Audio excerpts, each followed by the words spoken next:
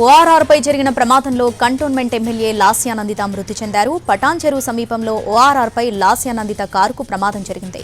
ఆమె ప్రయాణిస్తున్న కారు అదుపు తప్పి సైడ్ రైలింగ్ను ఢీకొట్టింది. ఈ ప్రమాదంలో లాస్యా అక్కడికక్కడే చనిపోయారు. కారు డ్రైవర్కు కూడా తీవ్ర గాయాలయ్యాయి. ప్రస్తుతం ఆయన్ను ఆసుపత్రికి తరలించారు.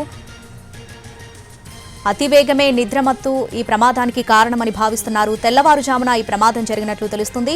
వాహనదారులు గుర్తించి పోలీసులకు అంబులెన్స్ కు సమాచారం ఇచ్చారు. అయితే 5 నిమిషాల్లోనే అక్కడకు చేరుకున్న పోలీసులు చనిపోయింది ఎమ్మెల్యే లాస్యానందిత అని గుర్తించారు. ప్రస్తుతం లాస్యానందిత మృతదేహాన్ని పటాన్ చెరువు హాస్పిటల్ కు తరలించారు. అమేధి హాస్పిటల్ కు తరలించారు. ప్రస్తుతం లాస్యా మృతదేహం పటాన్ చెరువులోని అమేధి హాస్పిటల్లో ఉంది. ఈ ప్రమాదంలో డ్రైవర్ తో పాటు పిఏ కూడా గాయాలైనట్లుగా తెలుస్తుంది. పిఏ డ్రైవర్ ని మదీనాగూడలోని శ్రీకర్ హాస్పిటల్ కు తరలించి చికిత్స అందిస్తున్నారు.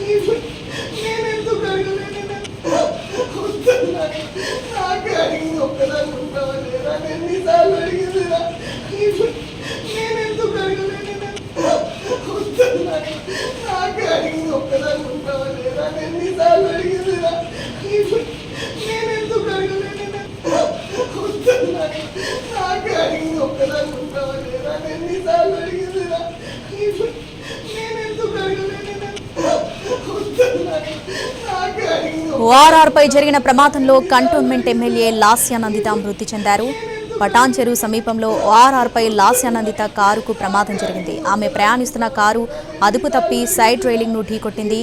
ఈ ప్రమాదంలో లాస్యా అక్కడికక్కడే చనిపోయారు. ప్రస్తుతం లాస్యా మృతదేహాన్ని పటాన్ చెరువులోని హాస్పిటల్కు తరలించారు. ప్రస్తుతం ఆ హాస్పిటల్కు లాస్యానందిత బంధువులు అలాగే పటాన్ చెరువు స్థానిక నేతలు చేరుకుంటున్నారు. ప్రస్తుతం లాస్యా మృతదేహం వద్ద వారి బంధువులు రోధిస్తున్న దృశ్యాలను మనం ఎన్టీవీ స్క్రీన్ మీద చూస్తున్నాం. కన్నీరు మున్నీరుగా విలపిస్తున్నారు లాస్యా మృతదేహాన్ని చూసి. ఈ ప్రమాదంలో కారు డ్రైవర్కు కూడా తీవ్ర గాయాలయ్యాయి. అయితే అతివేగము నిద్రమత్తే ఈ ప్రమాదానికి కారణమని భావిస్తున్నారు. తెల్లవారుజామున ఈ ప్రమాదం జరిగినట్లు తెలుస్తుంది. వాహనదారులు గుర్తించి పోలీసులకు అంబులెన్స్ కు సమాచారం ఇచ్చారు. 5 నిమిషాల్లోనే అక్కడకు చేరుకున్న పోలీసులు చనిపోయింది ఎమ్మెల్యే లాస్యానందిత అని గుర్తించారు. ప్రమాదంలో లాస్యానందిత కారు ముందు భాగం బాగా దెబ్బతింది. మేడ్చల్ నుంచి పటాన్ చెరువు వస్తుండగా సుల్తాన్పూర్ సమీపంలో ఈ ప్రమాదం జరిగింది. ముందు వాహనాన్ని తప్పించబోయిన డ్రైవర్ ఒక్కసారిగా బ్రేక్ వేశారు. దీంతో అది అదుపు తప్పి ఓఆర్ఆర్ రైలింగ్ ను ఢీకొట్టింది. ఆ సమయంలో లాస్యానందిత కారు మధ్య సీట్లో ఉన్నారు. సీటు బెల్ట్ పెట్టుకోకపోవడమే ఆమె మరణానికి కారణమని భావిస్తున్నారు. సీటు బెల్ట్ పెట్టుకుని ఉంటే ఆమె గాయాలతో బయటపడి ఉండేవారంటున్నారు. వేగంగా కారు రైలింగ్ ను ఢీకొట్టడంతో ఆమెకు తీవ్ర గాయాలయ్యాయి. ప్రస్తుతం లాస్యా మృతదేహాన్ని అమేధా ఆసుపత్రికి తరలించారు. కుటుంబ సభ్యులు ఆసుపత్రికి చేరుకున్నారు. లాస్యానందిత వయసు 37 ఏళ్లు. ప్రమాద విషయం తెలిసిన బీఆర్ఎస్ అధినేత కేసీఆర్ తీవ్ర దిగ్భ్రాంతి వ్యక్తం చేశారు. పలువురు మంత్రులు, బీఆర్ఎస్ నేతలు కూడా లాస్యా మృతి పట్ల విచారం వ్యక్తం చేశారు. మాజీ మంత్రి హరీష్ రావు అమేధ ఆసుపత్రికి బయలుదేరారు.